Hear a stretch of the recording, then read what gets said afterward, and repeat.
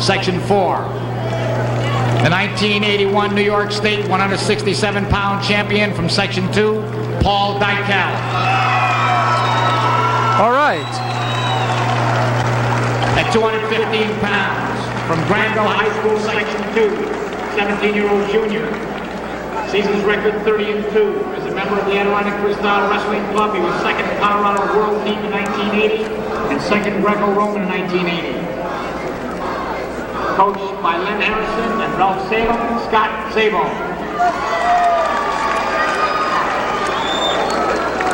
At 215 pounds, Elmira Southside, Section 4, 17-year-old senior. Season record 21-0. He was first in the States in 1980. He's going to attend Wake Forest University. He was second to Nationals in 1978. Overall record 101-5-0. Coached by Darrell Wright, Andy Schwab. I'm looking forward to this one. Schwab, returning state champion. Yes, and Schwab just has inked a football scholarship to Wake Forest University from Elmira Southside, Section 4, and I saw him pin Tim Green, and Tim Green, in fact, he's pinned Tim Green twice this year, and that's a tough thing to do. And Schwab is a tall, strong, and knowledgeable wrestler. Well, we've seen him a couple times, Jim. Yes, he's very good. Smooth. And right there, he just hasn't gotten anything yet. Well, Szabo keeps coming back up to his feet. Zabo's a lot shorter than he is, and he's doing a good job so far. Well, we got to watch that knee. Potentially dangerous here if he.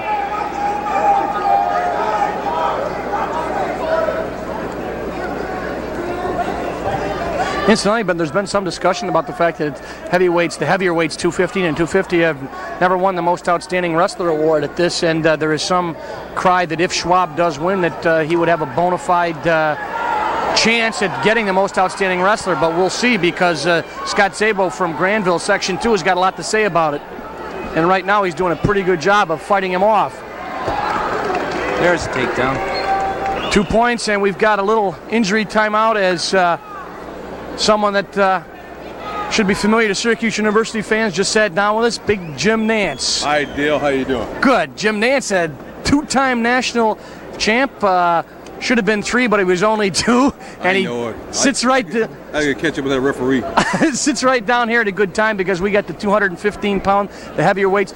Jim, what's the advantage here with a big, tall, lankier kid against a shorter kid in this kind of a match? Well, it can be in all my experiences wrestling.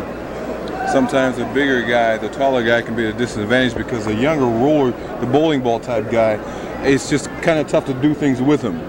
But on the other hand, for the little bowling ball type guy, it's tough for him to do much with the bigger guy because his reach is, because he has to reach much higher. But anyway, let's hope for a good wrestling match.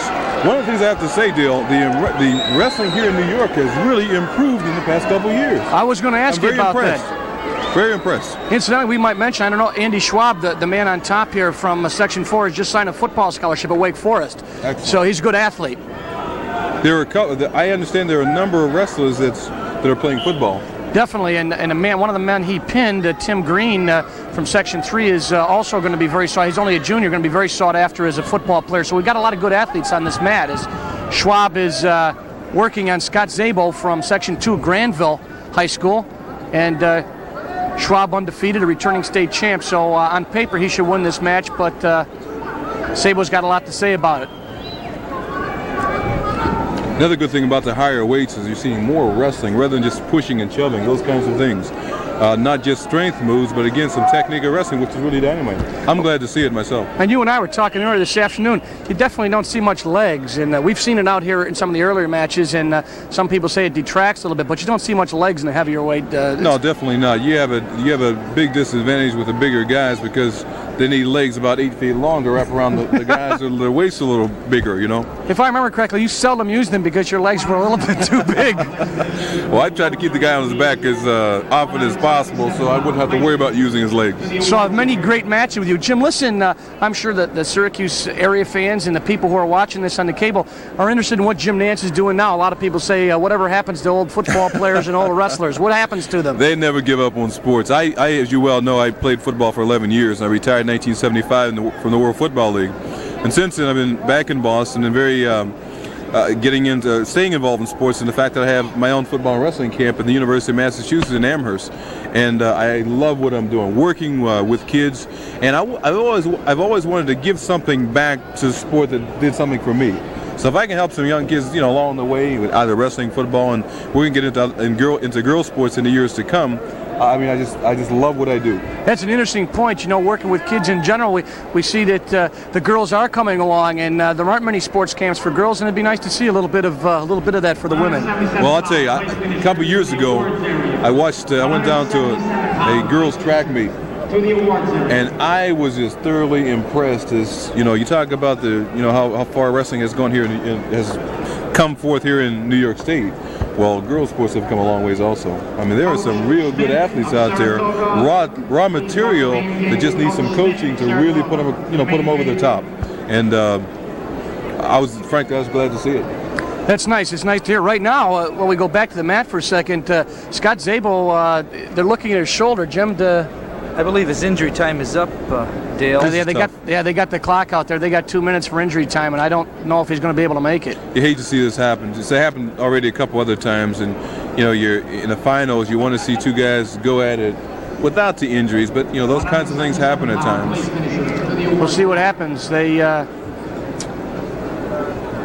So referee goes over and puts the clock over. I think it's all over. Yes, it is. Well, we'll go to the bigger boys. Dale, I want to say something on behalf of, a couple years ago, a few years back, myself and another guy did what you were doing. And it's quite a bit different. And I just like to compliment the group, the people, the different individuals that are doing all the taping, because it's only going to help the viewers, the viewing audience, as well as the wrestlers. I just compliment you guys on the job you're doing. I think it's super. Thank you very much, Jim. I think it's good for sports, and it gives a lot of exposure. And right here we see an Andy Schwab who wins by default over to Scott Zabel. But it's nice to let people see these kinds of matches and see what kids can do. This one didn't come out, as you say. They didn't get a chance to wrestle. He won by default. But we'd like to give the people a chance to see these. All sorts of sports. And wrestling, as you say, is coming along, and we want to make sure that people get a chance to see it. Two points I'd like to make about that. Number one is evidenced by the numbers of people in the stands who are interested because of this kind of thing. And number two, there are certain people that cannot get here. So you guys are taking the video to them. We're taking the wrestling match to them. And again, I think it's dynamite. That's right. As you can see, we got a full house, and we've got the Big East tournament here at the same time, and I think there's room for everybody, and there's also room for cable television or whatever. So